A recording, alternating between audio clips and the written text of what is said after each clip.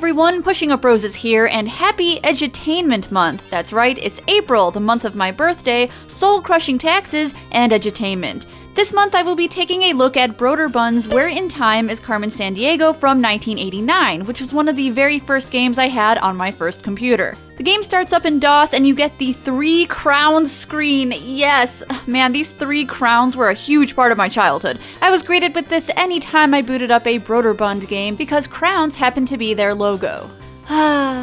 Nostalgia.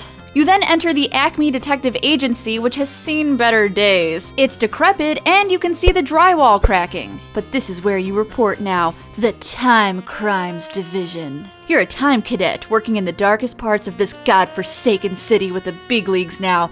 Don't fuck it up, cadet.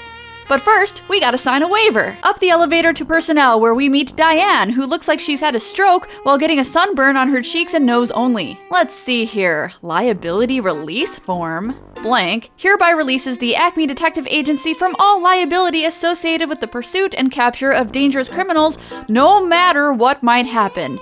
Ah, yes, legalese. I'm sure it'll be fine, but just in case, I better use my nom de plume, corn shoe. It's funny because it's like gumshoe, but with corn. I always thought this game was so awesome because we get to explore the Acme building a little bit. In fact, when I was little, I thought this was going to be a much bigger part of the game. I wanted it to turn into some kind of Carmen Sandiego adventure game, but there's really only a few places you can check out. Here's the basement where all the records are stored, right next to the furnace, convenient for those who need to make some bad records disappear. The lobby, where we first came in, the lab, where your office will eventually be, and where Acme holds scientific experimentations, is that pee? The lounge, where you can treat yourself to a nice cup of coffee after a hard-boiled day, and the Hall of Fame, which is empty because I suck at this game. To start the game, we have to talk to Agent Brassy, who looks like she decided to draw her eyebrows on with a Sharpie marker that day and is seemingly hoarding food in her cheeks like a chipmunk. We're given a chrono skimmer, a device that helps us go back in time, and we're off. This is definitely one of the more challenging Carmen games. The main idea is the same among all the titles. A crime of monumental proportions happen, and when I say monumental, I mean that sometimes national monuments get stolen, and you go around the world collecting evidence and clues to find the thief, one of the punny named suspects in your dossier. As a kid, I loved reading the descriptions for the suspects. I don't know if I'm just a gigantic dork or what, but I felt like I was a detective reading all of their profiles and memorizing their faces. Alright, the Taj Mahal has been stolen, but not present-day Taj Mahal, no. It was stolen in the past, 400 years ago, somehow. Your job as a time cadet is to travel to other countries at different points in time to track down the suspect. You start out in present day. As you can see, the game checks your computer's clock, so my game says 2016, pretty awesome, and you'll be given clues to point you in the right direction. For example, based on these clues, I know I have to go to England. I open up my travel tab and... oh shit. Which England is it?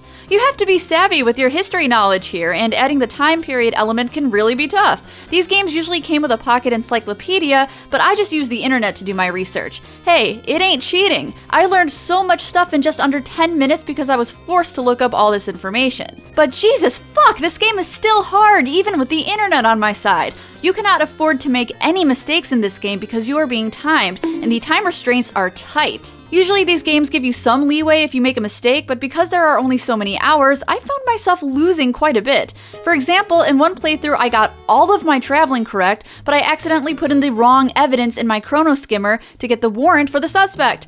I corrected it, and because of the time it took to do that, I lost. I was floored. You cannot make a single mistake. At one point, I didn't even do all of the search options because I wanted to be sure I could crack the case on time. Sheesh. Some of the later games were definitely more lenient than that. My favorite game in this series is the Windows version of Where in the World is Carmen Sandiego, and it's still challenging, but you can guess the wrong locations a couple times without messing up your case. Though it does seem to vary. Sometimes I was given more than enough time, but most of my playthroughs cut it pretty close. And be careful, if you put some of the wrong evidence in your chrono skimmer and get the wrong warrant, or if you fail to obtain a warrant at all, you will lose your case and be a complete disappointment to the chief and all of those who believed in you. Once you apprehend your suspect, a capture robot will step in and completely obliterate them.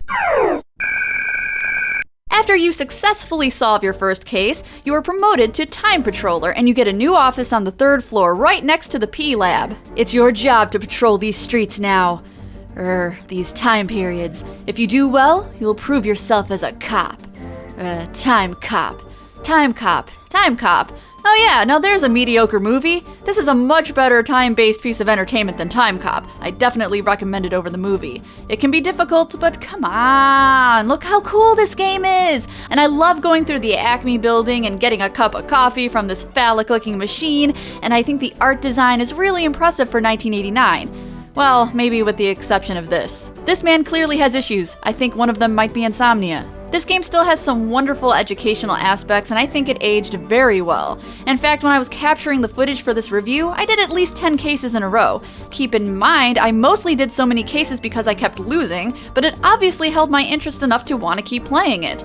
Now, I have to get back to my office. It's a dark, stormy night out there, and I'm feeling pretty hard-boiled.